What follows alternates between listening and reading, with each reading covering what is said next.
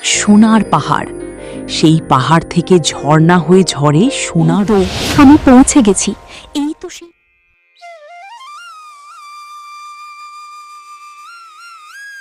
এক গ্রামে ঋতু আর মিনু নামে দুই বোন থাকত। তাদের সুখের সংসার, অভাব থাকলেও ভালোবাসার অভাব ছিল না। একদিন সকালবেলা বাড়ির উঠোনে বসে দুই বোন গল্প করছিল। আপা, আচ্ছা, চন্দন কাঠের অনেক দাম না? হ্যাঁ রে, অনেক দাম। কেন, হুট করে এসব কথা মনে পড়লো যে? আপা, তাহলে আমি কাল জঙ্গলে যাব, অনেকগুলো চন্দন কাঠ কুড়িয়ে নিয়ে আসব। তারপর সেগুলো বিক্রি করে অনেক টাকা পাবো। আমরা তখন ভালো পোশাক পরব, ভালো ভালো খাবার খাবো। চুপ কর মিনু, তুই কি পাগল হয়ে গেলি? এই কথা আর কখনো মুখে আনবি না। কেন আপা, ভুল কি বললাম? তুই কি ভুলে গেছিস আমাদের বাবা সেই চন্দন কাঠের লোভে জঙ্গলে গিয়েই তো নিখোঁজ হয়ে গেলেন। আজ কত বছর হয়ে গেল, বাবার কোনো খোঁজ নেই। তুই ছাড়া এই দুনিয়ায় আমার আর কে আছে মিনু? তোকে হারাতে পারবো না আমি।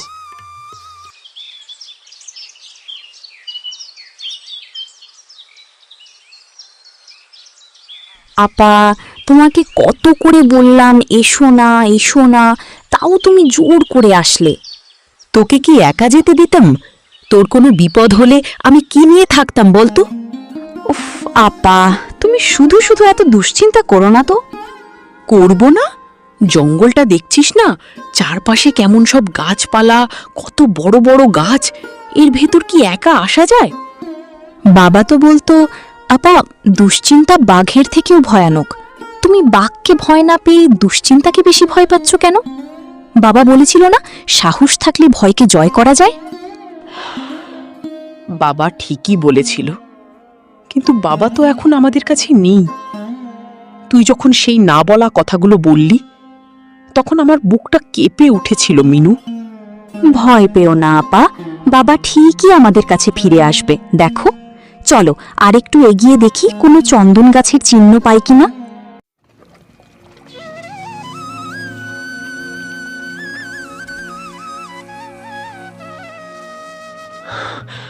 ওরে মিনু, আর পারছি না রে, আমার ভীষণ জল তেষ্টা পেয়েছে।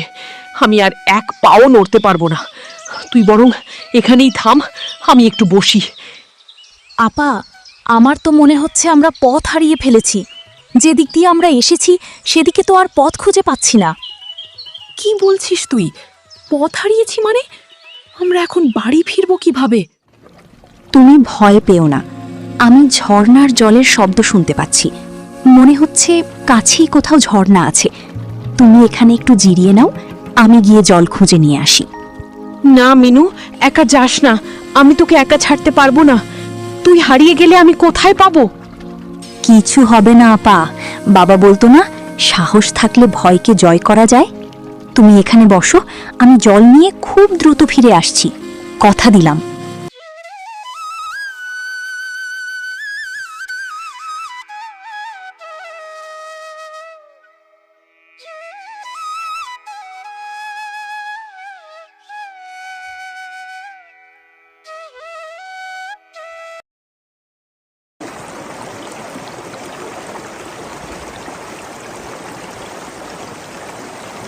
বাহ, এই তো ঝর্ণার জল বয়ে চলেছে।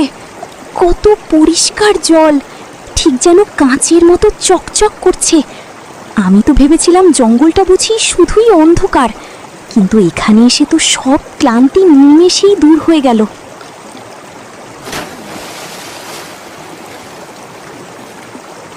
আহ, কি মিষ্টি আর ঠান্ডা জল!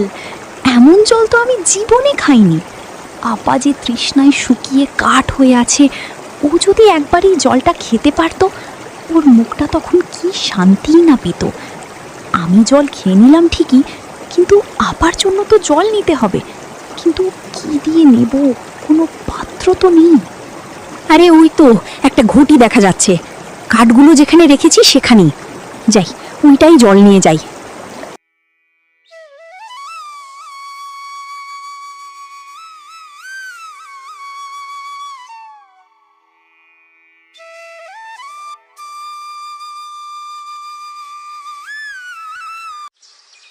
কি গো আপা, ঘুমে পড়ে গেছো? ওঠো, আমি জল এনেছি। এই নাও, পেট ভরে জল খেয়ে নাও। আপা, আপা ওঠো না, হেমন করে ঘুমাচ্ছিস কেন? এনে জল খেয়ে চোখ খুল। হ্যাঁ কি আপা, তোর মুখটা এমন নীল হয়ে গেল কেন? এ কি হয়েছে তোর? তোকে কি তবে বিষধর সাপ কেটেছে? বাবা, বাবা, তুমি কোথায়? আপার এমন অবস্থা কেন? আমি এখন কি করব? আমি আপাকে কিভাবে বাঁচাবো? তুই চোখ খোল আপা, তুই ছাড়া আমার এই দুনিয়ায় কেউ নেই। ওই অভিশপ্ত জঙ্গলে আমি কেন এলাম? আমি তো সবকিছুর কারণ।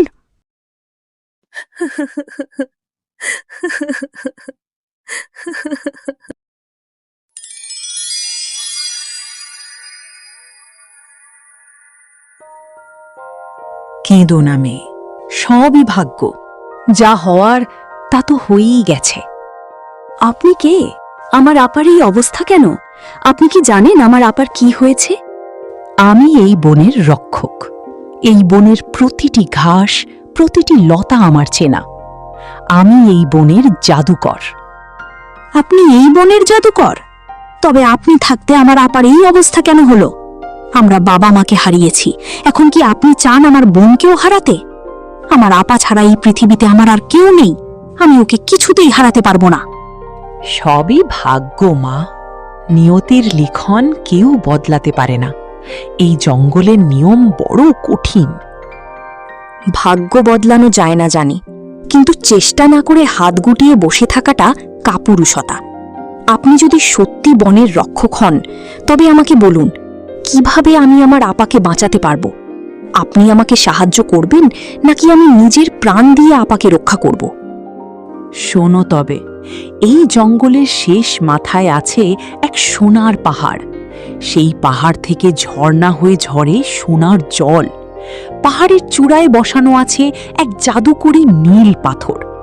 এক ঘুমন্ত বামন সেই পাথর পাহারা দিচ্ছে।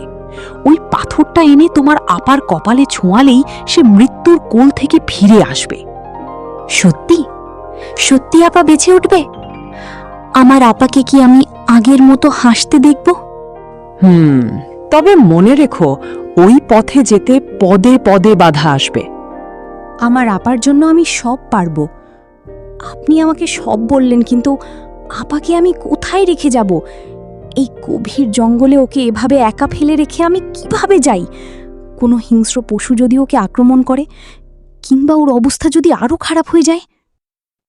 মিনু, এই বনের রক্ষক আমি।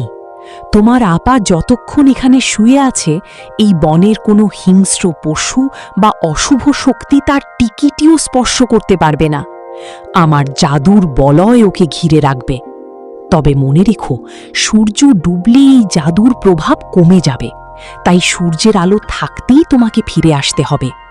শোনো মিনু, বামনটির ঘুম ভাঙানোর জন্য তোমাকে একটি গোপন ছড়া গাইতে হবে। কিন্তু মনে রেখো, ছড়াটি যেন একদম সুর করে শান্ত কণ্ঠে গাওয়া হয়। তার ঘুম যেন ভাঙতে ভাঙতে সে জেগে ওঠে, ঝটকা খেয়ে নয়।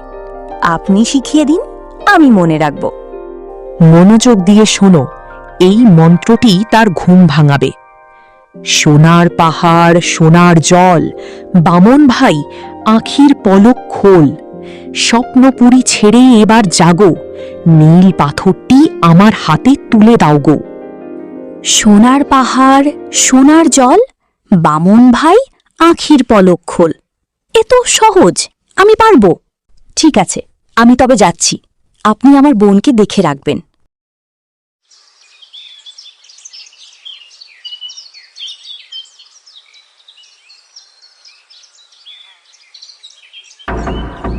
বাঁচাও, আমাকে বাঁচাও, আমি আর পারছি না, বাঁচাও।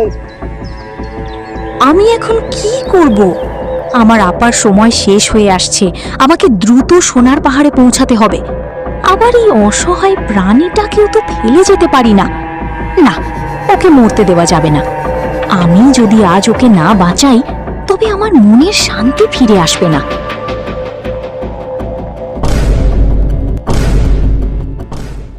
তুমি আজ আমার প্রাণ বাঁচালে মেয়ে। আমি তোমাকে কিভাবে ধন্যবাদ দেব? বলো, তোমাকে আমি কি উপহার দিতে পারি? আমার কাছে তো এমন কিছু নেই। উপহার লাগবে না, আমি তো শুধু একটা প্রাণ বাঁচানোর চেষ্টা করেছি। না, তোমাকে কিছু একটা দিতেই হবে। আচ্ছা, এই নাও, আমি তোমাকে একটি জাদুকরি ছড়া শিখিয়ে দিচ্ছি। এটি বললে তুমি যে কোনো জায়গায় খাবার খুঁজে পাবে। খাবার? কিন্তু এখন আমার কি খিদে পাওয়ার সময়? আমার আপার জীবন মরণ সমস্যা। কেন, কি হয়েছে তোমার আপার? আমার আপাকে সাপে কেটেছে। আমি এই মুহূর্তে সোনার পাহাড়ে যাচ্ছি নীল পাথর আনতে। সোনার পাহাড়? তুমি কি জানো সেখানে কি আছে? সেখানে পাহারা দিচ্ছে এক ভয়ঙ্কর রাক্ষস। সে তো মানুষ দেখলেই খেয়ে ফেলে। ভয় পেও না, আমি তোমাকে যে খাবার বা ছড়াটির কথা বলছি সেটি বলবে, অমনি দেখবে তোমার সামনে হরেক রকম খাবার হাজির হবে। এই খাবারের গন্ধে রাক্ষস মাতোয়ারা হয়ে যাবে। তখন আর সে তোমাকে খাওয়ার কথা ভাববে না। সে খাবার পেয়ে শান্ত হয়ে যাবে আর তোমাকে পাহাড়ের ভেতরে যাওয়ার পথ করে দেবে। ছড়াটি খুব মনোযোগ দিয়ে শেখো। মিষ্টি সুবাস স্বাদের মেলা, খাবার আসুক সাঙ্গ হোক খেলা, ভুরি ভোজের সাজুক থালা, রাক্ষস মামা জুড়ুক জ্বালা। মিষ্টি সুবাস, স্বাদের মেলা, খাবার আসুক সাঙ্গ হোক খেলা, ভুরি ভোজের সাজুক থালা, রাক্ষস মামা জুড়ুক জ্বালা। অনেক ধন্যবাদ বন্ধু, গেলাম, ভালো থেকো।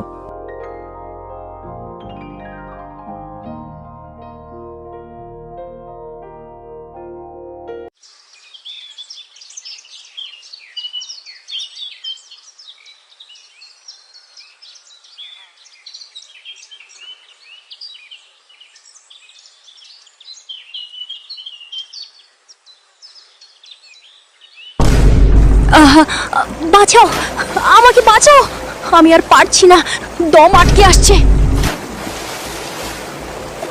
সময় নেই বলে কি একটা প্রাণ চোখের সামনে মরে যাবে? আমার আপা যেমন মৃত্যুর সাথে লড়ছে, এই পাখিটিও তো তেমনই যন্ত্রণায় ছটফট করছে। আমি ওকে বাঁচাবই।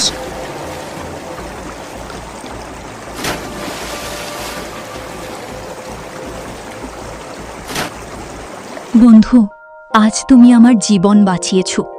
আমি কোনো দিনও তোমার এই ঋণ ভুলতে পারবো না।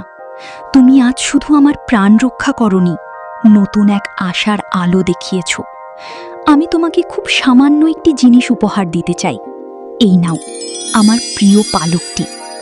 এটি সাধারণ কোনো পালক নয়, এটি জাদুর স্পর্শে তৈরি।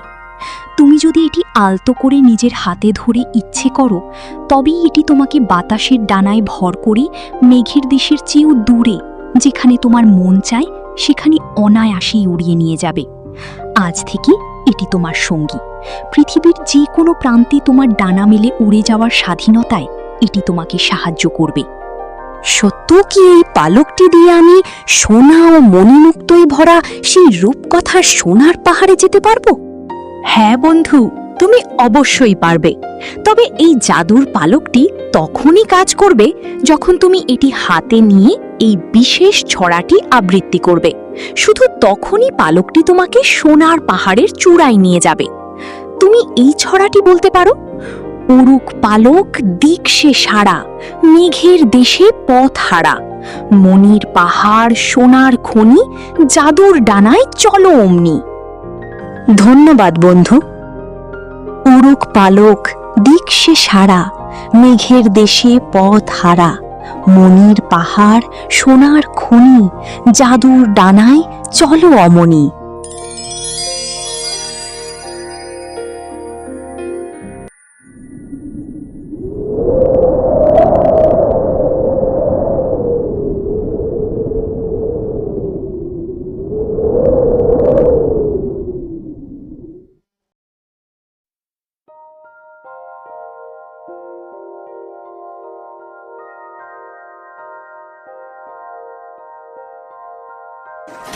এই তো আমি পৌঁছে গেছি।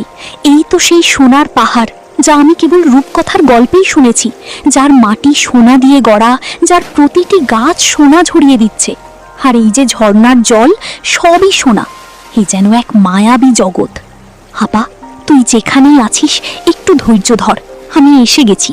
এই সোনার পাহাড়ের সব রহস্য পেরিয়ে আমি সেই নীল পাথর ঠিকই খুঁজে বের করব। তোর বিষের যন্ত্রণা আমি এই পাথর দিয়েই দূর করব।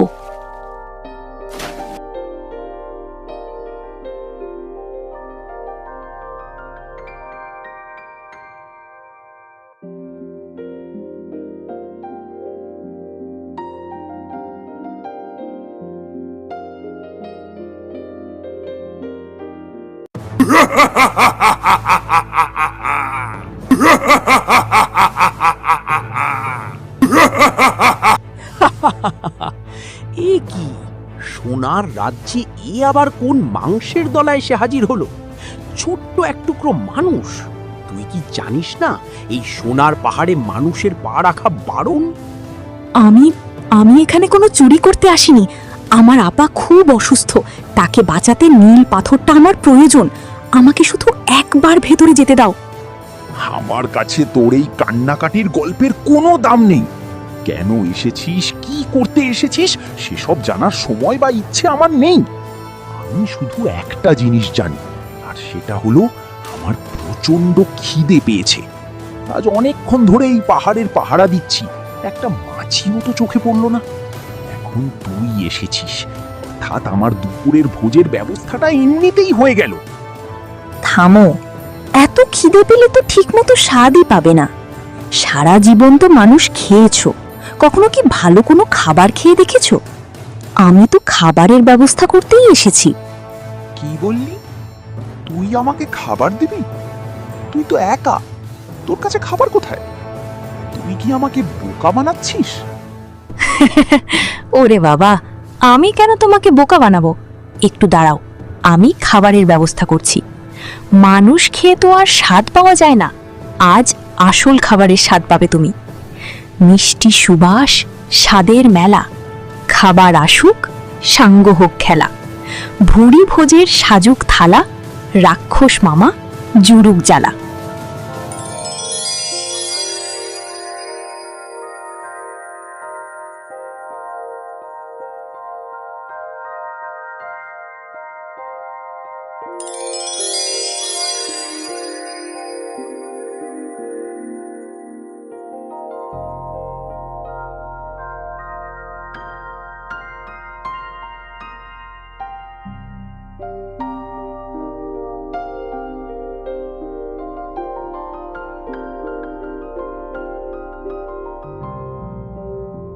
এই তো অবশেষে আমি পেয়ে গেছি। বামনটি সত্যি সত্যি গভীর ঘুমে আচ্ছন্ন। আর ওই তো নীল পাথর। সোনার পাহাড়, সোনার জল, বামন ভাই আখির পলক খোল। স্বপ্নপুরী ছেড়ে এবার জাগো, নীল পাথরটি আমার হাতে তুলে দাও গো। শোনো মেয়ে, গত 100 বছর ধরে আমি এই নীল পাথর পাহারা দিচ্ছি। কত মানুষ এসেছে, কত রাক্ষস এসেছে এই পাথরটি চুরি করার জন্য, কিন্তু তুমি প্রথম যে আমার ঘুম ভাঙাতে জাদুর ছড়া ব্যবহার করেছো। আমি শুধু আপাকে বাঁচাতে চেয়েছি। আমি তো জানতাম না আপনি এতদিন ধরে একা পাহারা দিচ্ছেন। আমি ক্লান্ত বালিকা, আমি কেবল এই পাথরের দাস হয়েছিলাম, কিন্তু আজ তুমি আমাকে এই দায়িত্ব থেকে মুক্তি দিলে। যাও, তোমার বোনকে বাঁচাও। এই নীল পাথরের পবিত্র আলোয় সে অবশ্যই সুস্থ হয়ে উঠবে।